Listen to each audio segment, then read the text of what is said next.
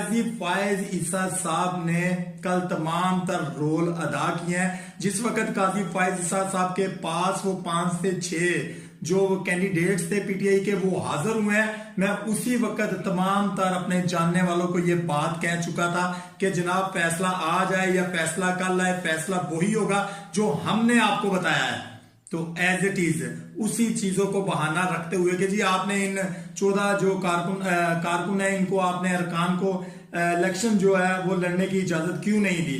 जनाब देखें, पीटीआई है, नून लीग है, पीपल्स पार्टी है, वो अपनी मर्जी के मुताबिक ही लोगों को जो पार्टी इलेक्शन होता है वो लड़वाते हैं, उसके अलावा वो किसी को नहीं लड़वाते। वो उनकी मर्जी है, वो जिसको मर्जी अपॉइंट करें, जिसको मर्जी वो चाहे लड़वाएं, जिसको मर्जी चाहे ना लड़वाएं, जिसको मर्जी चाहे टिकट दें, जिसको मर्जी चाहे ना टिकट दें। आज तक पीपल्स पार्टी ने, नून लीग ने, मौलाना फजलुर रहमान ने और भी बहुत सी जमातों ने जिन लोगों को टिकट्स